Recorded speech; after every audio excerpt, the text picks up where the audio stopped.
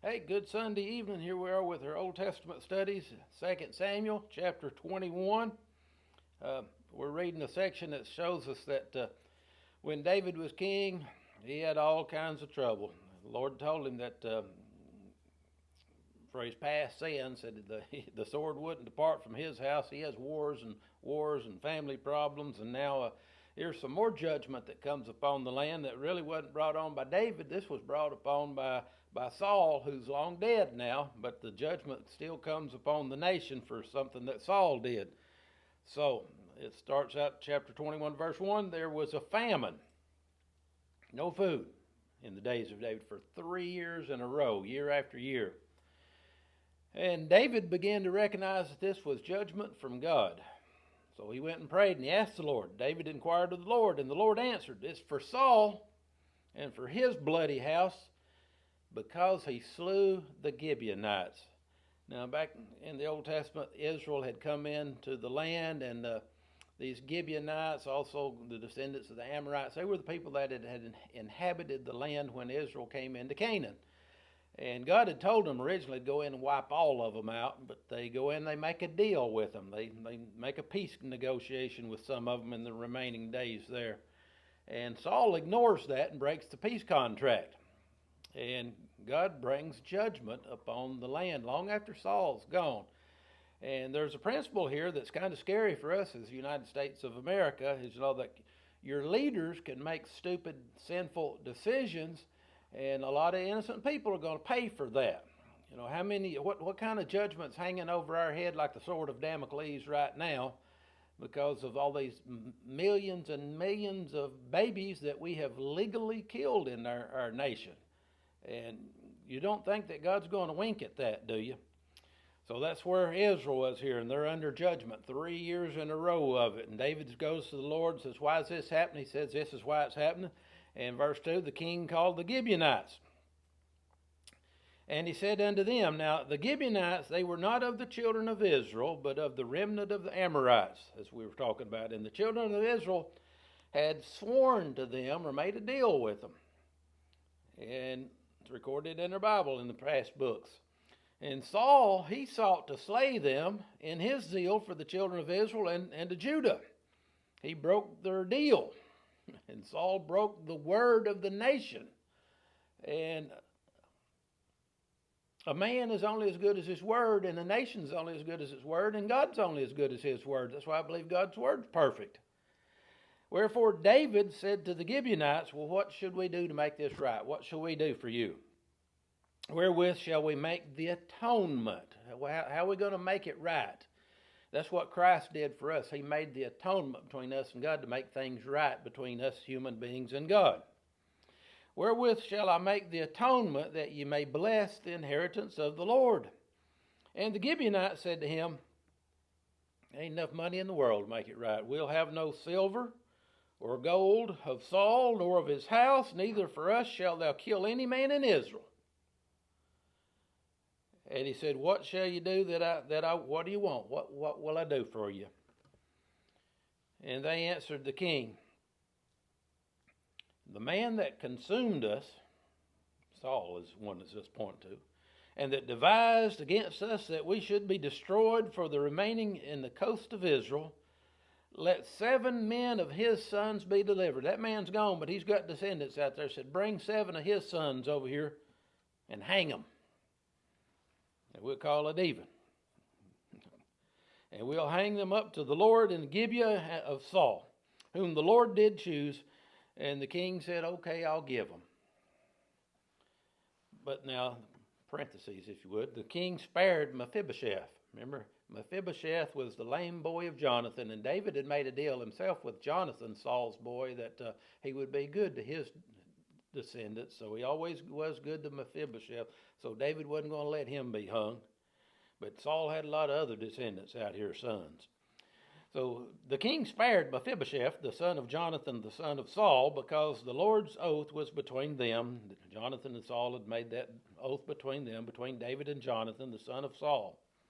But the king took the 2 sons of Rizpah, it was their mama, the daughter of Ai, whom she bare to Saul. And their name Armani and Mephibosheth, different one, I guess, and the 5 sons of Michal, the daughter of Saul, who was also David's ex, remember? And she brought up and had kids by another man, whom she brought up for Adriel, the son of Barzillai, the Mahalathite. And he delivered them to the hand of the Gibeonites. Here's your 7 people, break them out. You go ahead and hang them. And they hanged them in the hill before the Lord. And they fell all 7 together, all hanged in one day. And they were put to death in the days of harvest, in the first days in the beginning of the barley harvest. Now, there's kind of an overshadowing principle here, too. As bad as this sounds, there's an overshadowing principle, too, that, we have wronged God. We didn't do what we were supposed to do with God.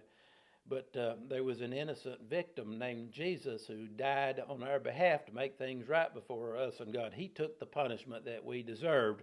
And these 7 were really taking the punishment away from the rest of the nation here. 7 of them are hung, though.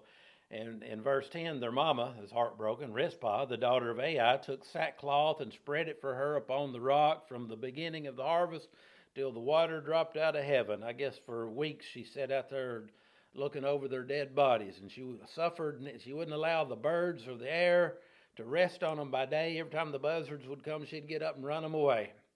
Nor the beasts of the field. She'd have to run the critters off by night. They'd come and try to eat them. And it was told David what the Rizpah, the daughter of Ai, the concubine of Saul, had done. She's watching over her dead boys out there. And David, he went and took the bones. Now, David was a warrior. Remember, David later wants to build the temple for God, and God says, you got too much blood on your hands. And he had to wait till Solomon, his son, come along. But even though David was a warrior, David did a lot of killing. But David wasn't heartless either. So this moved old David that mama was watching over her dead boys out there. And it was told David what Rizpah, the daughter of Ai, concubine of Saul, had done, verse 12. And David went and he took the bones of Saul and the bones of Jonathan, his son, from the men of Jabesh Gilead, which had stolen them. They'd robbed their graves from the street of Bethshan, where the Philistines had hanged them long ago. And David hadn't forgotten that somebody come and took Jonathan and Saul's bones away, back to their land for trophies, I guess, the Philistines, when the Philistines had slain Saul in Gilboa. And David, he brought them up from thence, the bones of Saul and the bones of Jonathan his son, and they gathered the bones of them that were hanged. And so you got all the dead bodies and skeletons now of this one family. And the bones of Saul and Jonathan his son buried they in the country of Benjamin in Zelah in the sepulchre of tomb of Kish his father. So David made a family plot to put all the bodies in. And they performed all the king commanded, and after that God was entreated for the land. Moreover, verse 15, that's the end of that story. That the judgment's over. God's satisfied, and the ones who were wronged were satisfied here. It starts to rain again, and the famine's over. Now, the rest of the chapter is more trouble. It was tough to be king in David's time. It was just one thing after another. The Philistines were perpetual enemies, kept coming and fighting. So verse 15 starts, well, there's another war breaks out. Moreover, the Philistines had yet war again with Israel. And David went down and his servants with him, and he fought against the Philistines, and David waxed faint. David was getting weak, and he's about to get killed here. And there was a guy named Ishbi-Benob, which was the son of the giant. He was one of Goliath's boys. Remember when David went out to fight Goliath, he got 5 smooth stones from the stream. He only needed 1. He sunk it into the forehead of the Goliath. He had 4 left. I think David knew Goliath's got 4 boys over there. They're liable to come out and I have to kill them too. But they didn't. He just killed the giant. So these boys are still alive. The sons of the giant, whose spear weighed 300 shekels of brass. He had a great big spear. You and I probably couldn't carry it in weight. He being girded with a new sword, his son is now, thought to have slain David. And he was about to. But Abishai, David's friend, the son of Zeruiah, succored him or helped David and smote the Philistine and killed him. Saved David's life. Then the men of David sware unto him, saying, no more. David, king, you can't go fight with us anymore. You're too valuable to lose out here in battle. So they said, no more go out with us to battle, that you not quench the light of Israel. You need to be in your leadership position. We'll go out and do the fighting. That's the end of it for you. And it came to pass after this, that there was again, these next few verses just show this is the eradication of the Philistine giants. This is the last of them. All these boys end up getting killed. It came to pass after this that there was again a battle with the Philistines at a place called Gob. Then Sibbecai the Hushathite slew Saph, which was of the sons of the giant. There's one of them down. Abishai's killed the other one. Then there was again a battle in Gob with the Philistines, where Elhanan, the son of Jeroham, a Bethlehemite, slew the brother of Goliath. Now Goliath's got a giant brother. They get rid of him, the Gittite, the staff of whose beard was like a weaver's beam. Verse 20. And there was yet a battle in Gath, the Philistine capital, where was a man of great stature, another big giant. And he had on every hand 6 fingers. He had 6 fingers on every hand. He was a giant. And on every foot, 6 toes. 24 digits in number. And he also was born to the giant. And when he defied Israel, Jonathan, the son of Shimeah, the brother of David, slew him. These 4 were born to the giant in Gath and fell by the hand of David and by the hand of David's servant. So that's the end of the giant period now. So we'll pick up right here next week, chapter 22. See you next week, Lord willing.